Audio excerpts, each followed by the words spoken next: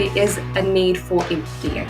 But the emptying is not of who we are, the emptying is of what others have placed on us. So we empty ourselves of that which objectifies so that we can be full of who we truly are. We can be full as we come into relationship with God. This is Down to Earth Conversations, where we hear from ordinary people who are helping to bring a bit of heaven down to earth.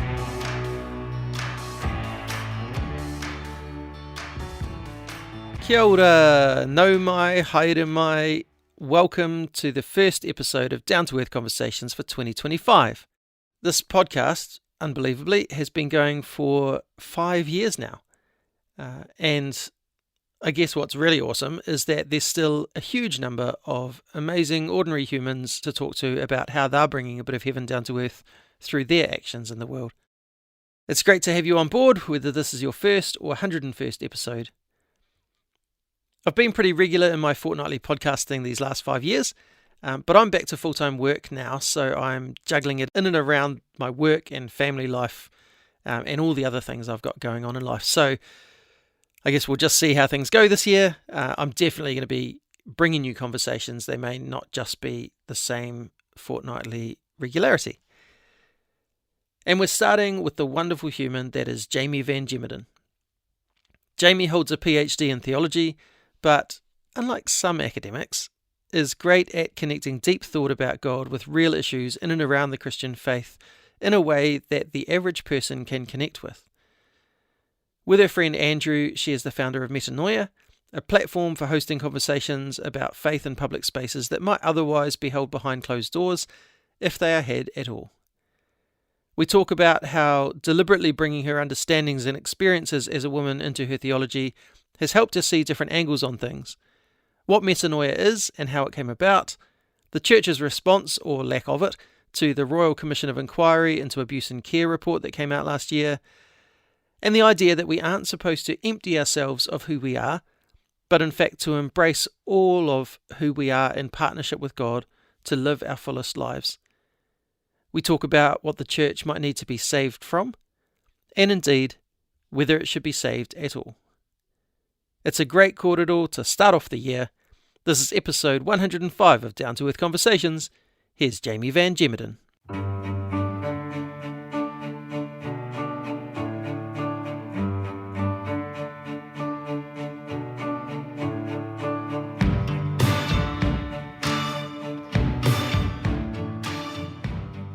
Jaimee van Gemerden, kia ora, welcome to the podcast. Oh, thank you for having me. And for those who don't know who you are, do you want to just tell us a little bit about yourself? Yeah, sure. No ingarangi, me airana, me horana, me hamini, me tinemako o Kitupuna. I tai mai tōku whānau ki Aotearoa i te tau 1912 e 52 noho ai ki Whanganui. E nai nei, ko Tāmaki Makaurau tōku waihi kāinga, ko Karen, rawa ko Alwyn o Kumātua, ko Van Gemerden tōku ingoa whānau, ko Jaimee aho. Tēnā koutou, tēnā tātou katoa. And so just by way of brief introduction there, my ancestors came to Aotearoa from England, Ireland, the Netherlands, Denmark, and Germany. Nice. They came over a span of about 100 years, so from 1842 to 1952, where my maternal grandfather came from the Netherlands. Over that period, they all settled around the Whanganui region of Aotearoa, but now I live in Tāmaki Makaurau, and that's where I was raised. Yeah, I am a feminist theologian. I am a member of a Baptist church. I am part of my the leadership team at the church, Cityside Baptist Church in Mount Eden in Tāmaki. And yeah, I'm really excited to be here today. Yeah, awesome. Were you raised in the church, or is that something that came along later on? Yeah, I was raised in the church. We bounced around a few places, but most of kind of my formative years were spent at a fairly large, fairly evangelical sort of non-denominational church. I moved to the Baptist church about 5 or 6 years ago now. Yeah, cool. You said you're a feminist theologian. Let's start with the theologian bit. What attracted you to studying theology? You know, I mean, I've been down that track, but it's not something that a lot of people are at school going, oh, I really want to go off and study theology. So what was it for you that drew you to that space? I certainly wasn't thinking that at school either. And I think part of that was probably the tradition that I was raised in. While every now and then I might see a woman speak at church, it was very rare for me to see a woman speak in a way that I thought was doing theology. Yeah, okay. I'd probably critique that now and say I actually saw a lot of women doing theology at church, but it was never described as theology. Yeah, so okay. I didn't understand that theology was really an option for women.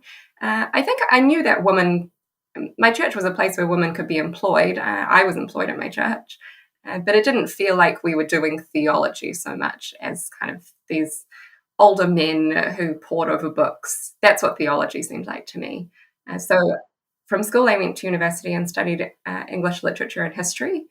And I didn't really have a grand plan with that. I ended up knowing that I wanted to stay within academia and was kind of thinking I'd stay in literature, but I took a year out. And in that year out, spent some time thinking about God, reading theological texts, and had this moment of realizing that I hadn't really been told the whole story, and that God was so much bigger than what I'd ever been led to believe. And from there, I then realized I needed to go and study some theology just to answer some of those questions and to scratch that itch of there's more here. And it was as I started studying and realizing how exciting theology is, and how much there is to think about with God or the divine, whatever you want to call it, that there is so much that we can reflect on. And so often the little bits that we get in church on a Sunday are just only a tiny fraction of the story. So I kind of just kept studying after that, and then completed my PhD last year, graduated with that at the end of last year. And so it's really exciting for me to be able to be in a place where I can just keep asking these questions that started to sort of bubble up, and also be in a position to kind of share some of that excitement with others, I hope. Yeah, cool. It's actually not dissimilar from my own journey in, having gone and done a degree in something else. And then for me, it wasn't until I was getting married and Beck said, oh, I'd really like to go to Bible college. And I was like, oh, yeah, I'll keep working and support you doing that. It probably doesn't make sense for me to go as well. And the more I thought about it, it was like, no, it doesn't make sense. Just means I really like having money. Thanks very much. And I don't want to be poor. But actually, I really do want to go. So our plan was to go for a year and do a graduate diploma and then go back to things that we were doing. But I fell in love with it as well and carried on studying through my masters and stuff. So, yeah, I know what it's like to kind of get caught in a world where you're suddenly having things opened up to you and realizing, wow, there's so much more to this. Yeah, it was definitely strange when I started studying. I was still at my old church, kind of evangelical space, and there were certainly people who, even though I was at a Bible college, it wasn't at a university. I think studying theology at a university is great, but there was still little murmurs of, "Are you sure that's a good idea for your faith? Are you sure it's not going to cause some problems for your faith?" And as I spent more time studying, I was so struck by those comments, when for me, studying is the thing that kind of brings so much more life to my faith, and so much more passion, that if I didn't study or didn't engage with these questions, I think I would have walked away from the church a long time ago. But it's studying that makes me love God so much more. And I don't think we should be afraid of that ever. Isn't it strange? Because I've had very similar comments. Isn't it strange people saying, like, essentially they're saying, do you really want to think deeply about your faith? Like, that could be dangerous, thinking deeply about your faith. It's like, well, what do you think might happen? Yeah. And I guess what might happen is you might not end up agreeing with them, which in some places is a problem. That they're teaching you what to think, and then if you start finding out that there's other ways to think and other answers to questions, that could be really dangerous for them. I don't know. What do you think about that? Yeah, I absolutely think so. And it's amusing to me in some ways that I actually did leave that church. There were a lot of other reasons for that. But I think part of it was that attitude of there not being enough space for big questions, and an expectation that part of the church's role is to teach in quite a didactic way that this is the only way to understand these things, instead of a kind of teaching that opens up and creates avenues for questions, creates avenues for diversity of opinions. It was quite this is what you must believe. And I think there is a sense that there's a risk with academic study should not be about that. Academic study should be about kind of pursuing those questions and finding these different perspectives. I think something that always strikes me about theology is people in the church will say, God is like this, or this is the way to understand this. Jesus is like this. And when you actually spend time in theology, you realize there is so much diversity. There are so many wonderful theologians who disagree on quite significant parts of Christian doctrine. So to make a statement that the only Christian way that you can understand something is like this is actually to really diminish the diversity that's within the theological tradition and theological world. Yeah. And studying theology is a challenge for churches that want to dictate the only way of seeing things, because that's just not what theology is about.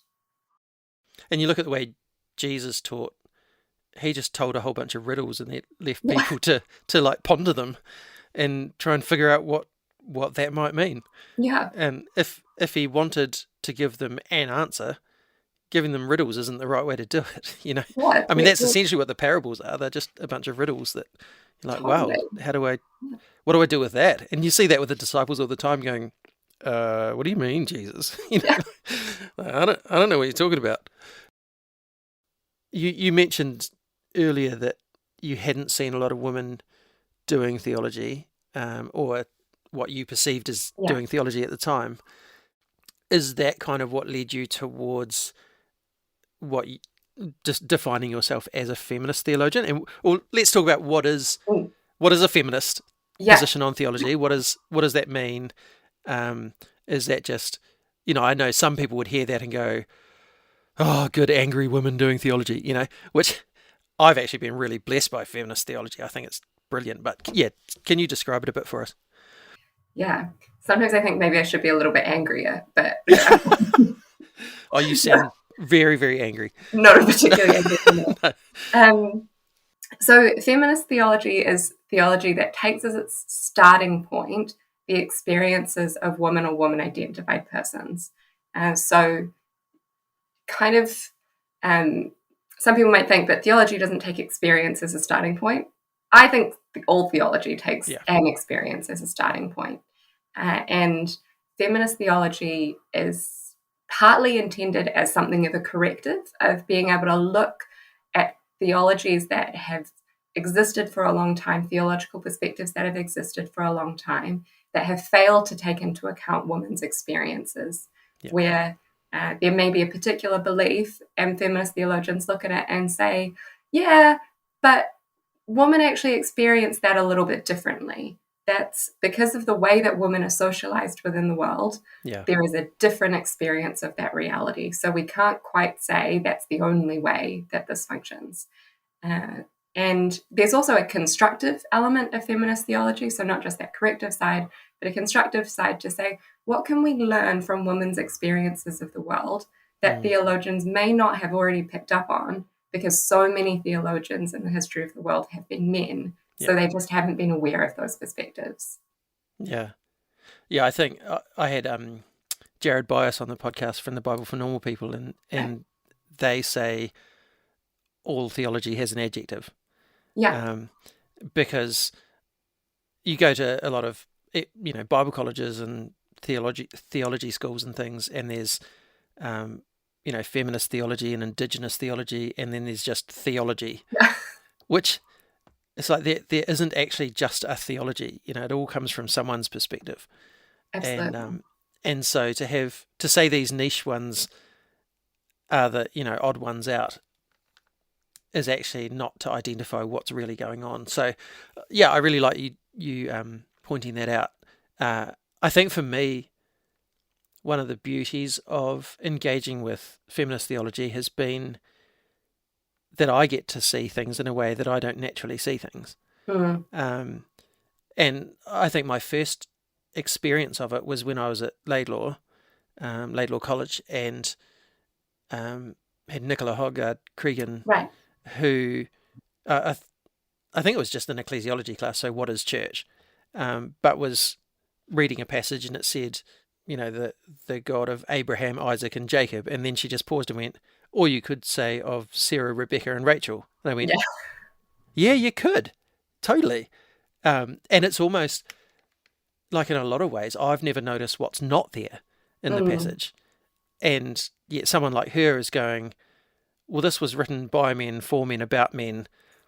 And actually there were women that were key parts of the story that go missing from time to time in the narrative. And let's rescue them from that, because we've got lots to learn from that as well. So, I think it's a really beautiful pursuit. And even it's just honest to name that we all come from a perspective of thinking about things. What was the actual kind of subject that you ended up tackling for your PhD? And how does that play into this kind of idea of feminist theology? Yeah, so my PhD thesis is particularly focused on questions of women's selfhood. So the question that I wanted to ask from the very beginning, but before it became mostly kind of focused on feminist theology, was, is there a space for self-realization within faithful relationship with God? So kind of out of concerns that I have around particular Christian kind of ethical encouragements of the loss of self and the sense of what it means to say it's no longer I who lives, but Christ who lives in me, where the self just kind of disappears and Jesus takes over and we just become a shell for Jesus. And feeling that I don't actually think that is faithful to what God calls us to. And after I've been studying this for about 6 months, and it became particularly targeted in feminist theology, as I started to reckon with how women experience this differently to men.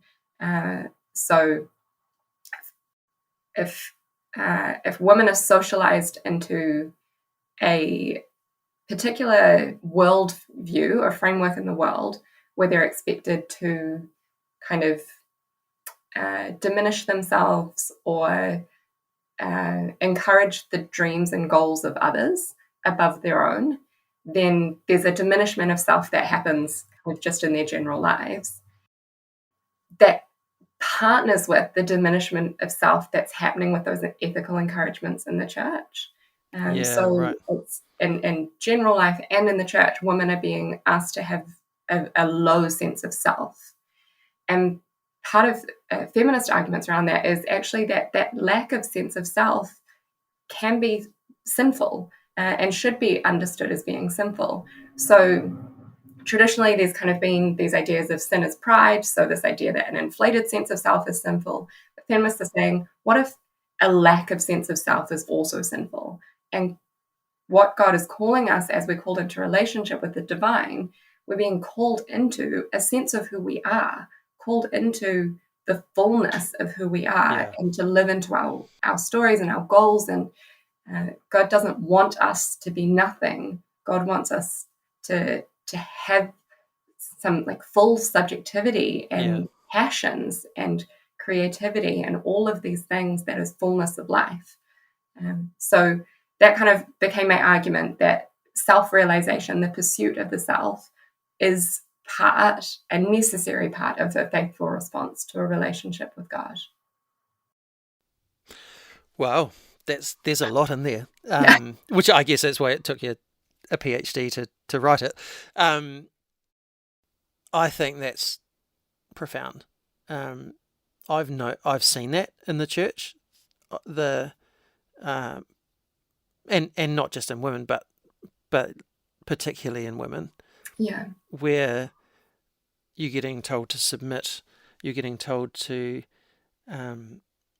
Well, I saw a clip of a sermon the other day where the pastor was a male, but rallying against the suppression of women, Right. and he was saying, in the church, often we've wanted their service but not their voice, and we want your work but not your opinions. Yeah. And so there's this diminishing already, and then when that's framed in a way of, but this is because God wants you to be less of yourself, and yet, you look at, well, what is eternal life? Well, eternal life is the fullness of everything that God's got for us. And how can we do that unless we realize who we are? Yeah. And actually, I would argue that most of the New Testament is about helping us redefine who we are and what it means to be fully human. Yeah. God created you. God wants to be in relationship with you, not just with some kind of vague shell that is nothing. Yeah. There is a you-ness that God is actually really interested in. And there's, I've seen women in relationships who wouldn't be able to tell you a musician that they like because they've not listened to the music that they want to listen to for so many years, and say to them, like, why don't you put on some music that you love? They go, oh, that would be really selfish to kind of then everyone I'd be imposing that on other people. And I think, how, like, their partner has never once thought that putting on the music that they like is selfish.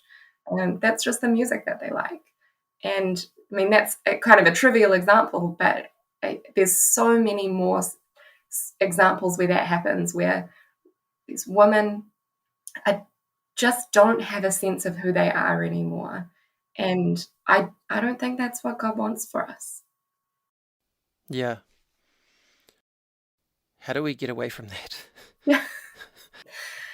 That's a big question. Yeah.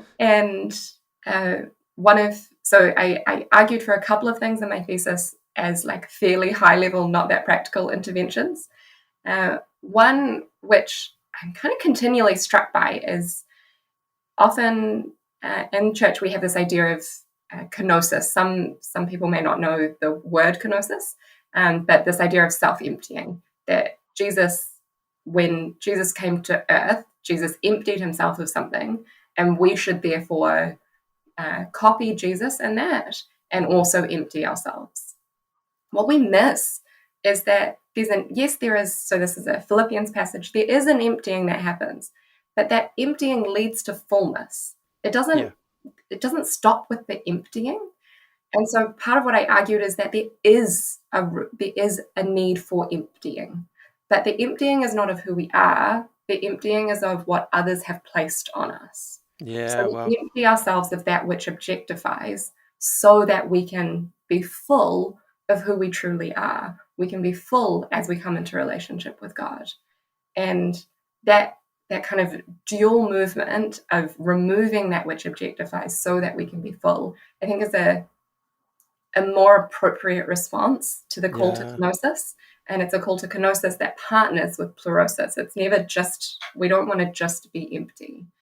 And then the secondary thing that I argued for is a telling of stories, that we need to know as many stories as possible about the diversity of women's experiences, women's passions, women's lives, all of these things, that we can then hear those stories and go, oh, wow, there are so many ways to be a woman in the world.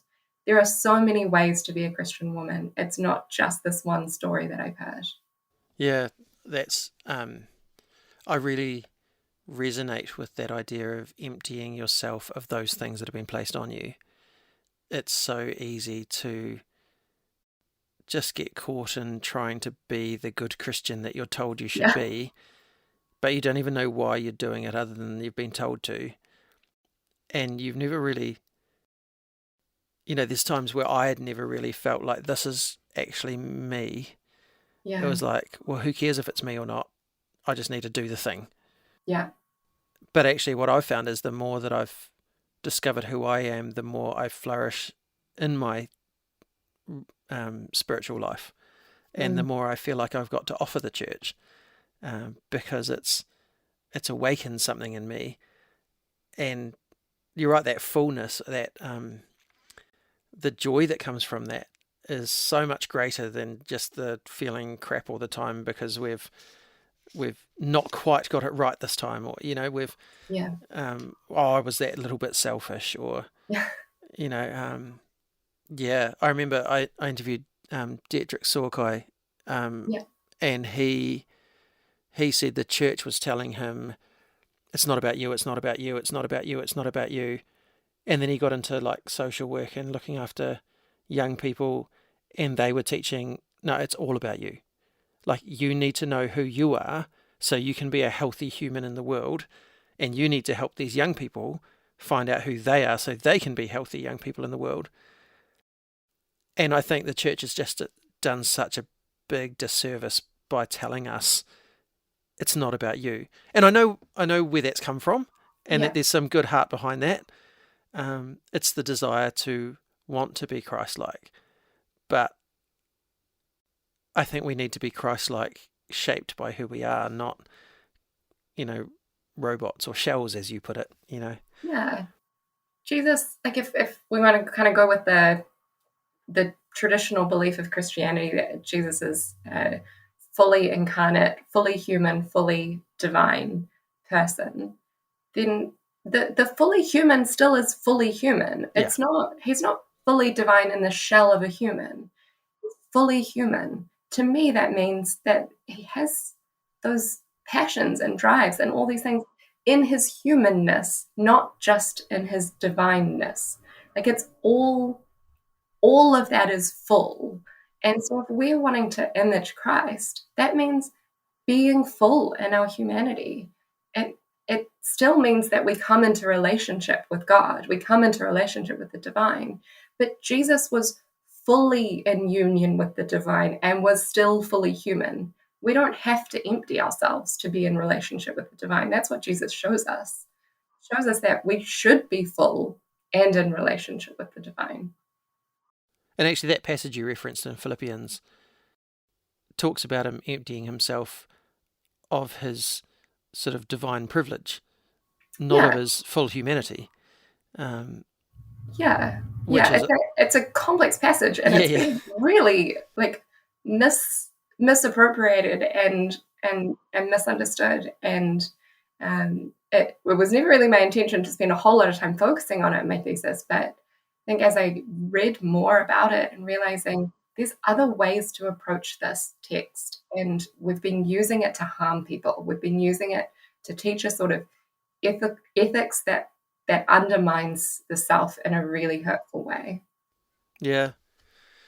So I first came across you and your work through Metanoia, Yeah, which I guess carries on this idea that you're talking about at the moment of shedding light on some things, coming from different perspectives. Can you tell us a bit about what Metanoia is and how it came about? yeah. So in 2020, kind of at we must have just gone into lockdown. We've been having these conversations before that, but myself and a good friend, Andrew Clark Howard, had studied together at Bible college. He was coming into postgrad study. I was just finishing my master's. And we had this sense that people might want to ask some bigger questions and talk about some things, especially things related to kind of public issues and Christian faith in Aotearoa. So we had a little bit of extra time, as a lot of grad students do, and decided that we'd start this online platform where we could share our own little insights, but also hopefully where other people could come in. It was intended as a collaborative space, somewhere where people could share from diverse perspectives. It's never been our intention to only promote one angle on certain things. And our hope is to be a space where we can hear from a diversity of places and listen without judgment and learn something and be challenged. Because we find often online Christian spaces or in-person Christian spaces, there's only one viewpoint that's really allowed to be shared. And we really wanted to make sure that we were a place where diverse perspectives could come through. Yeah, you can change your mind about something or learn something new about theology and then just become as ardently passionate about the new way as you were about the old thing. And then all the people who believe what you used to believe are all wrong. And, Yeah. it's really easy to get that mindset that it's still about right and wrong and black and white, and not see the beauty in the discussion and in the learning from one another. I think that's a great aim, to be able to attempt that. Yeah, and sometimes it's really hard. Like we've never really had something shared with us that we've thought, oh, I like passionately disagree with this and can't publish it. But we've certainly had things that we go, there's elements to this that are not where I would land. And that's fine. As long as it's kind of well supported and thoughtfully put together, there is definitely a standard. But we don't want to be a place that says only people who agree with us can speak. I guess the caveats around that are things that are kind of hateful or diminishing to others' humanity. That there kind of is a limit on if this is something that is just really abhorrent, then we don't have a whole lot of interest in it. Our space is a respectful space, respectful of all people and of the diversity of perspectives of those who are hearing what is written, as well as those who are writing. We have kind of shifted in the last year or so away from the online platform, so that it's absolutely still there, and we do still share on our website, but just a bit less frequently than we have previously. And our focus is now more around in-person gatherings and being able to discuss in relationship. I think that the shift back to being, obviously after COVID, being able to gather in person is really significant for us. We think that's a far more fruitful way to have conversations than to have them kind of in a faceless online space. So who is it aimed at? Like, is it who's your target kind of audience? I think it's largely Christians who are going to care about it. There certainly, I guess, some of our events, we have an interesting range of people come along, and it is focused around Christianity and kind of Christian engagements with the world. So people who are either Christian or who care about Christian spaces maybe have been disenfranchised by Christian spaces and are interested in answering some of the questions that pushed them out, or interested in the fact that those questions are even being asked. I think there's been a bit of engagement there as well. Yeah, cool. And is it just you and Andrew still, or are there others that you get involved at the moment, or what? How does all that work? Andrew and I are the kind of we organize things and we sort of head everything up. We have had an editorial team in the past when we were more online focused. There's The intention, though, is that it is quite a collaborative space. So most of our events, we have speakers who kind of come in and share. Also at events, the intention is that everyone present participates in some way as much as they wish to. So yeah, it's our hope is that it's a space where many people can join together and kind of build something together. Noticed some of the events you had last year, Yeah, and some of the things you wrote as well were centered around the potential for abuse in churches, or the real sort of coming to terms with the fact that abuse has been prolific in the church space. And following the release of the Royal Commission of Inquiry into Abuse and Care, and that report uncovered horrific stuff, and things that no church should be okay with. But some of what it uncovered, in my reading of it, is also some of the conditions that led to that abuse being possible.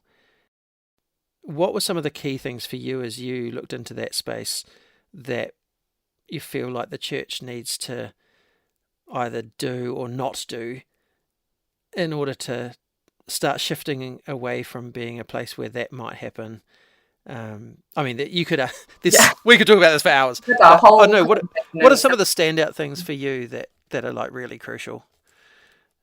I mean, I think as a first thing, churches need to read the report and they need to acknowledge it and they need to do something about it. That may seem so basic, and for people who aren't in church spaces massively, or especially in church leadership spaces, it may seem obvious, and you may be thinking, but surely churches have. I can assure you that churches have not. And that is increasingly frustrating. The ongoing silence of churches, denominational leaders on the Royal Commission of Inquiry into Abuse and Care is incredibly frustrating. I am aware that there are churches who are kind of working through processes, but I'm speechless in my frustration about the slowness to act and the real failure to engage in this. That's kind of my that's my angry moment. And a valid angry moment. Yeah, that's been what I've noticed as well. Yeah, it is. This is still happening. The Royal Commission of Inquiry into Abuse and Care is not a historical inquiry. Yes, it is in the sense that it is listening to stories that have happened in the past, but it is not an inquiry into something that has only occurred in the past. Also, I think it's really critical to understand that largely it's not an inquiry into what has happened in churches on Sunday mornings or in church programs. Yes, there was an opportunity for people to come forward if they had been abused in those settings, but that was a minor part of what the inquiry was asking for, and therefore we cannot in any way take on face value the statistics or stories about people who were abused within pastoral settings. That is not the whole story. In fact, it's a really, really long way from the whole story. So if you do read it, and everyone should read it, do not think, well, churches weren't mentioned, that like pastoral setting of churches wasn't mentioned that much, so maybe we're doing okay. Churches are so far from being safe spaces. There are so many situations of abuse. Right now, there will be people who are working through either making complaints or disclosing their experience of abuse, or working through a process of kind of raising to visibility what has happened to them. There will be many people going through that right now in our church communities. We need to raise this to visibility. We need to ask questions of our communities. What processes do we have? If someone wants to disclose that they've been harmed, do we even have a process in our church? Is it clear how to engage in that process? Is it independent when you ask to engage in that process? Or does it simply go to the pastor who maybe has been the perpetrator of the abuse themselves? those are such critical questions, and they're such basic questions to be asking as well. I think there's kind of another less practical side that we need to think about in terms of where Christian beliefs actually create this culture of where abuse is able to flourish. Beliefs around leadership, beliefs around the place of women, beliefs around the place of children, beliefs around sexuality. Really, really dangerous ideas of purity. These beliefs can stop people from disclosing harm that's occurred to them. It can stop people from understanding that what has happened is abuse. And it can also stop people from feeling like they're going to be heard. I'd throw in beliefs about forgiveness as a huge part of that too. That, you know, yes, this bad things happen, but you need to forgive them is horrific. Yeah. And a complete misuse of Scripture. Yeah, definitely.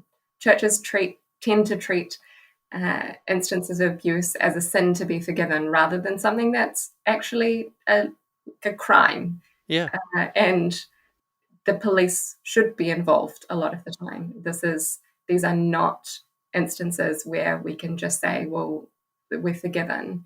There has to be consequences for these actions. Otherwise, perpetrators will continue to abuse with impunity. Are there any things that you have seen in the small pockets of the churches that are responding well? What are the things that you've seen that are encouraging and that you would like to see elsewhere?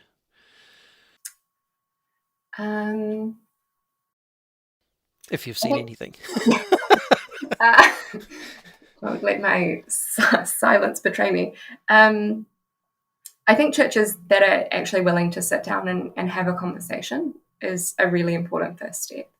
And there's a couple of communities that I've worked with in just spending a day talking about what abuse is and what some of our beliefs that can be dangerous are. I think that's an important first step, and it shows an openness to engaging with this conversation.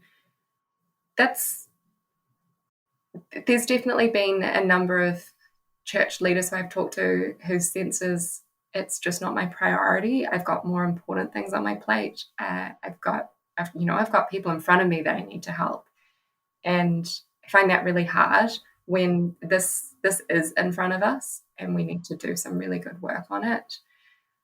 I try to be encouraging, not overly critical, that there are denominations that are working on this. I can say that they're working far too slowly, but there are denominations that are trying to get this right. And I really hope that we can keep working and hopefully start working together as well to support each other to get this work done as quickly as we can. It's hugely important. I mean, just from a moral point of view, we have a moral obligation to get this right. Yeah. But also, what does it say about the God that we follow if we choose not to care? Yeah. We had a Metanoia event this past week where we're kind of wrapping up. We'd done a series in the last year where our events were titled around can Christianity be saved from kind of a particular issue. Yeah. And our event this week was a conclusion event to wrap things up where we asked the question of whether Christianity should be saved. And I think for me, that question is really confronting. And part of where it comes down for me is we should be better than this. Churches should be the place where people are most safe. That to me is what is consistent with Jesus's teaching and Jesus's person, that churches are an incredible place in society. And I think Christianity should be saved for that vision and the hope that that's what actually churches should be. And why I'm so frustrated is because consistently churches are the places that cause harm in many different ways. And I think if churches were kind of just a neutral social club, I would care a lot less. Yeah. But I care because churches are utterly failing in their mission. It's like we should be the best place for people to come. We should be the safest place. And consistently we are not. I think that's a challenging question, and well done for bringing it up and having that discussion, because it's so easy just to charge on going, of course. But it's like, Yeah. well, no, let's analyse ourselves and go, what is it about us that makes us worth saving? Yeah. And if we don't change, maybe not, Yeah. And I mean, I've gone through a process of changing my beliefs around a whole bunch of things and realizing where things had hurt me,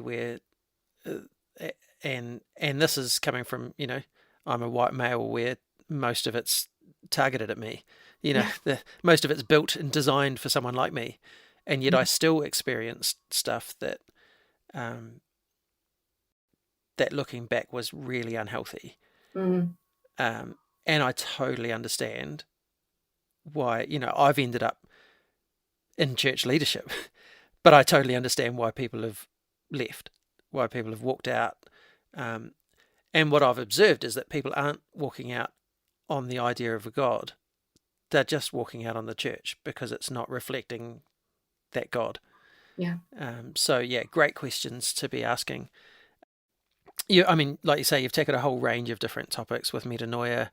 I just was glancing through the website and seeing what events you've had, and everything from Pākehā identity to what's the problem with the megachurch model, the intermingling of Christianity and capitalism, a whole range of things. What are the ones? So obviously the Royal Commission's a real huge one.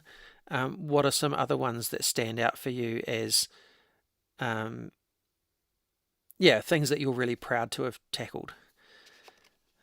I think for me, the kind of ongoing question about megachurches, and I don't use that term just to refer to churches that have a certain amount of membership, a certain amount of people going along. I think small churches can also have a megachurch mindset, but that particular form of church that seems to just really suck the life out of people, and I mean, I will hopefully keep fighting. Well, I mean, it would be great if I didn't have to keep fighting because the way that we do church changes.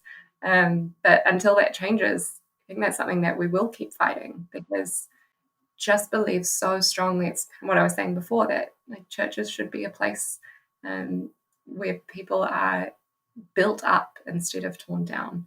And megachurch philosophy seems to consistently lead back to the diminishment of people.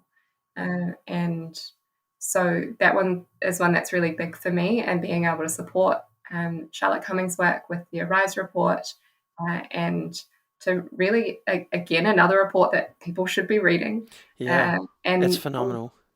Yeah, to learn something from that. Every church can learn something from that. My church is not a big church, and we spent time with that report and read it and went, okay, what do we need to learn? What is something here that applies to us?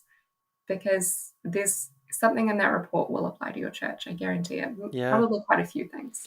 It's an amazing, when I read it, it was like, this is a blueprint for how to do church well. Yeah. What a gift for the country. Let's take it and run with it. And then to have people going, oh, what a, just attacking people, it's like, oh my gosh, like, just read it. For heaven's sake, read it. Yeah. So yeah, totally. I think, and then kind of an ongoing work for us is around the relationship between Christianity and colonization. Yes. And yeah. Kind of questions of what does it mean to be Christian in Aotearoa? How do we understand kind of the institutional church and the legacies of colonization that carries, and also the ongoing work of colonization that the church participates in. So we do actually have 3 upcoming events around that topic. They're all in the same week, but thankfully they're around the country. So on the 18th, 19th and 20th of March, we're in Tamaki Makaurau, Pōneke and Ōtepoti, respectively, so in Auckland, Wellington and Dunedin. And we'll be joined by Eugene Fuimaono, who's a PhD candidate at Otago University in theology, and kind of speaking around that question of colonial Christianity, what's the whakapapa of colonial Christianity, and also the persistent activity of colonizing that Christianity participates in today. Oh, those sound amazing. Yeah, yeah, it's great. And partnering with SCM as well, the Student Christian Movement. Yeah, cool. Put those events on. Yeah, nice. So is that where it's like we've chosen those 3 locations because we've got the good support centres for that, the theological colleges and things. Yeah, great. Which again, it goes back to the idea of that this is about partnership and this is about doing this as a collective. So, no, I think that's amazing. I really appreciate what you're doing in the space. If people want to discover more, where do they go? How do they find you? How do they find out about the events, all that sort of stuff? Yeah. So our website is slightly under construction at the moment, but you can still head there and sign up to our newsletter. So the website is metanoianz.com. There's a box there to put your email address in, sign up for our newsletter. We're mostly newsletter based now. So that is the best way to ever know about what's happening. It's a fortnightly newsletter. You'll get a little bit of a kind of 500 to 1,000 word reflection at the beginning about something hopefully topical or something that's on our minds. And then there'll be event advertisements, a recommendation for something we've been reading or watching or listening to that we think might be interesting. The other ways that you can follow us on social media, as I said, we're mostly newsletter based, so don't expect the social media to be super active. But there will be kind of event pages and things on Facebook that you can join up to. So on Facebook and Instagram, it's metanoia.nz. Cool. Oh, that's awesome. Thank you so much for your time today, for sharing your passions. I love hearing people just talk from what they love, and it's really easy to hear the passion in what you're talking about, and particularly your passion for people and them finding fullness. You know, I see that in all the different things we've talked about. There's that real heart for helping people discover their whole selves, and what that means for all of us. So, thank you for all the work you do. Thank you for what you're doing to bring a bit of heaven down to earth. Thank you so much. Thanks for having me. Hello, hello heaven. Will I hear you whisper to come near? What a thought-provoking conversation. Do make sure to sign up for Metanoia's emails if you connected with what Jaimee was saying in any way, and I'll put links in the show notes for that. Jaimee, thank you for who you are and for what you do. Here is a blessing for you. Jaimee, as you continue exploring your faith, may you constantly be blown away by the goodness of the divine, finding you in places you least expect and overwhelming you with a sense of you in all your fullness. As you help to lead a church community, may they be blessed from the perspectives that you bring, and may you be blessed by their embrace of who you are in that space. As you look to next steps in your career, may opportunities come your way that you weren't even aware of, inviting you into spaces where you can share who you are with those eager to learn. As you and Andrew continue to lead and shape Metanoia, may you find support from all around, including from those who disagree with you but who see the value in the dialogue and the journey together. May the discussions you host around the country be transformative for those present, bringing challenge to those in positions of power in the church and comfort to those who have felt disconnected from the church for asking many of these same questions. May your own study continue to bring you alive and to connect you with the divine in new ways. And lastly, May you know you are seen, you are heard, and you are loved. Thanks to Strawn for the music and Rangi for the karakia, and I hope you'll continue to join me this year for more amazing conversations.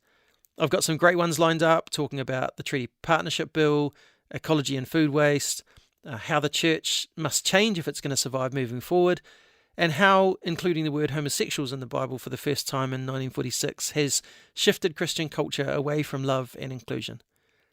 So join me next time for another down-to-earth conversation. Until then, me inoi tātou. E tō mātou matua I te rangi, kia tapu tō ingoa, kia tau mai tō rangatiratanga, kia mea te tau e pai ai ki runga ki te whenua, kia rite anō ki tō te rangi. Homai kia mātou ai nei, he taro mā mātou mō tēnei rā. Muro mātou hara, me mātou hoki e muru nei I o te hunga, e hara ana kia mātou. Aua hoki mātou e kawea, kia whakawaia, engari whakaorangi a mātou I te kino.